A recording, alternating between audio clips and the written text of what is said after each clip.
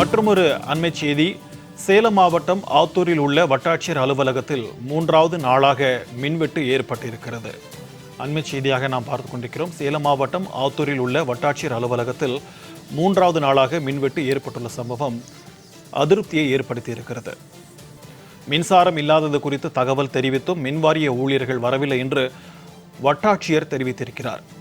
மின்சாரம் இல்லாதது குறித்து தகவல் தெரிவித்தும் கூட மின்வாரிய ஊழியர்கள் வரவில்லை என்று வட்டாட்சியர் குற்றம் சாட்டியிருக்கிறார். அண்மை செய்தியாக நாம் பார்த்து கொண்டிருக்கிறோம். இது தொடர்பான கூடுதல் விவரங்களோடு நம்முடன் இணைகிறார் செய்தியாளர் பாபு. வணக்கம் பாபு, இது குறித்தான விரிவான தகவல். கண்டிப்பாக சிக்கந்தர். அதாவது சேலம் மாவட்டம் ஆத்தூர் கடைவீதி பகுதியில் வட்டாட்சியர் வளாகம் அமைந்துள்ளது. இந்த வளாகமானது வட்டாட்சியர் அலுவலகம், அதாவது பங்களாதேஷ் முகாம், அதாவது ஏற்கனவே மாவட்ட சிறைச்சாலையாக இருந்தது, தற்போது பங்களாதேஷ் முகாம் மற்றும் ஊராட்சி ஒன்றிய அலுவலகம், பத்திரப்பதிவு அலுவலகம் உள்ளிட்டவை அரசு அலுவலகங்கள் செயல்பட்டு வருகிறது. இந்நிலையில் அந்த பகுதியில் இன்றுடன் 3 நாட்களாக மின்சாரம் துண்டிக்கப்பட்டு இருள் சூழ்ந்து காணப்படுகிறது. அந்த காட்சி கூட நம்ம பார்த்துட்டு இருக்கோம். அதாவது 2 மின் இணைப்புகள் வட்டாட்சியர் அலுவலகத்தில் இருந்த நிலையில் ஒரு மின் இணைப்பில் வங்கதேச முகாமிற்காக மின்சாரம் வழங்கப்பட்டு மற்றொரு மின் இணைப்பு வட்டாட்சியர் அலுவலகத்தில் வழங்கப்பட்ட நிலையில் கடந்த 3 நாட்களாக மின் இணைப்பு இல்லாமல் வட்டாட்சியர் அலுவலகம் தற்போது இருள் சூழ்ந்த நிலையே காணப்பட்டு வருகிறது.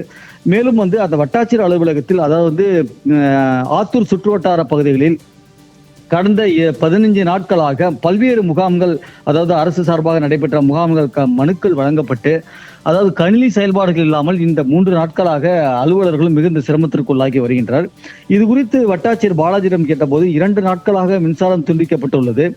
அருகே உள்ள வங்கதேச முகாமிற்கு மின்சாரம் வழங்கிய போது அவர்கள் விறகு அடுப்பில் பயன்படுத்தாமல் மின்சார அடுப்பு பயன்படுத்துவதால் ஏதோ பிரச்சனை ஏற்பட்டுள்ளதாகவும், இது குறித்து மின்வாரிய அலுவலகத்தில் தகவல் தெரிவிக்கப்பட்டு இதுவரை சீரமைப்பு பணி மேற்கொள்ளவில்லை எனவும் நம்மளிடம் தெரிவித்துள்ளார்.